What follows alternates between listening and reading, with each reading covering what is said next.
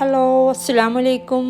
അപ്പോൾ ഇന്ന് ഞാനിവിടെ ഷെയർ ചെയ്യുന്നത് നല്ല അടിപൊളിയായിട്ടുള്ളൊരു ചമ്മന്തിയാണ് കേട്ടോ. അപ്പോൾ വഴുതനങ്ങ വെച്ചിട്ടാണ് ഈ ഒരു ചമ്മന്തി ഉണ്ടാക്കിയെടുക്കുന്നത്.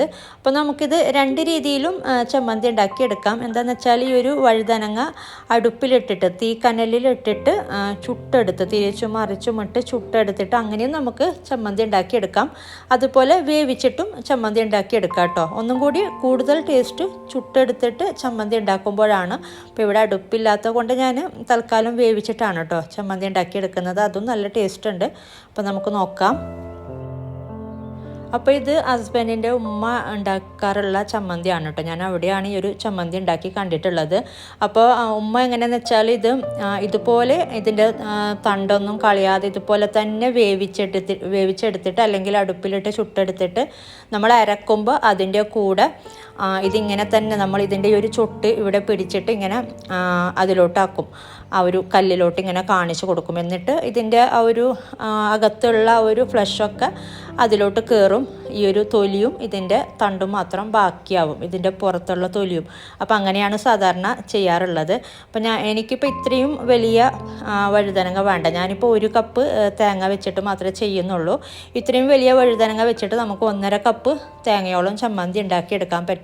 അപ്പോൾ ഞാൻ 1/4 ഭാഗം മാത്രമേ എടുക്കുന്നുള്ളൂ കേട്ടോ. അപ്പോൾ ഇതിൻ്റെ ഒരു 1/4 ഭാഗം കട്ട് ചെയ്തെടുത്തിട്ടുണ്ട്.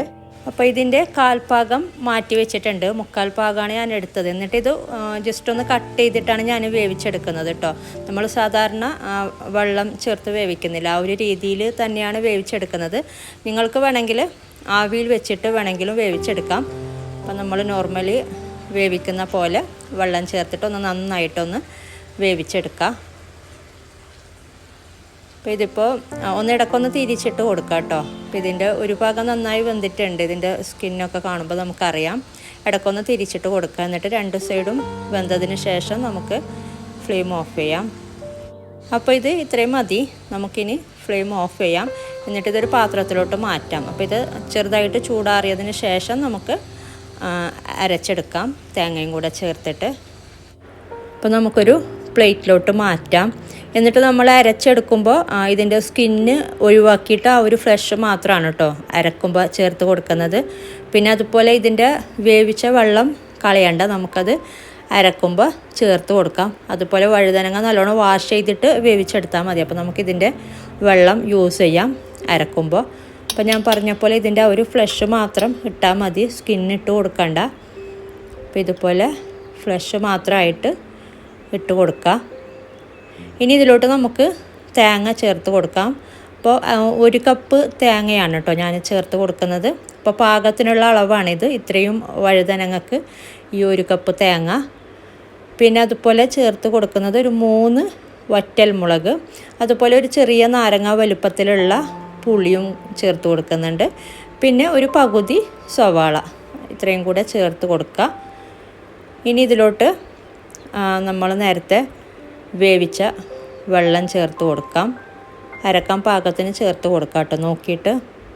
ഇനി ഇതിലോട്ട് ചേർത്ത് കൊടുക്കാനുള്ളത് ഉപ്പാണ്. അപ്പോൾ നമുക്ക് ആവശ്യത്തിനുള്ള ഉപ്പും കൂടെ ചേർത്ത് കൊടുത്തിട്ട് നന്നായിട്ടൊന്ന് അരച്ചെടുക്കാം. അപ്പോൾ ഇത്രയേ ഉള്ളൂ കേട്ടോ സംഭവം. നല്ല അടിപൊളിയായിട്ടുള്ള ചമ്മന്തിയാണ്. ഇങ്ങനെ ചെയ്യുമ്പോൾ ചോറിൻ്റെ കൂടെയൊക്കെ കഴിക്കാൻ പറ്റിയ നല്ലൊരു ചമ്മന്തിയാണ് കേട്ടോ. അപ്പോൾ നമുക്കിത് അരച്ചെടുക്കാം. ഇപ്പോൾ ഞാനിത് നന്നായി അരച്ചെടുത്തിട്ടുണ്ട്.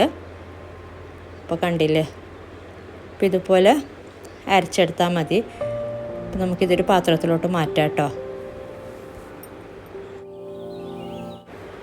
അപ്പോൾ നമുക്ക് ഉപ്പൊക്കെ പാകത്തിനുണ്ടോ എന്ന് നോക്കാം. നല്ല അടിപൊളിയായിട്ടുള്ള ചമ്മന്തിയാണ് കേട്ടോ. അപ്പോൾ ഇങ്ങനെ ട്രൈ ചെയ്യാത്തവരൊക്കെ ട്രൈ ചെയ്ത് നോക്കാം. നല്ല ടേസ്റ്റ് ഉണ്ട് ഈ ഒരു ചമ്മന്തി.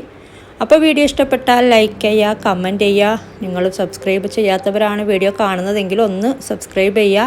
അപ്പോൾ ഇനി നല്ലൊരു റെസിപ്പിയുമായിട്ട് മറ്റൊരു വീഡിയോയിൽ കാണാം. താങ്ക്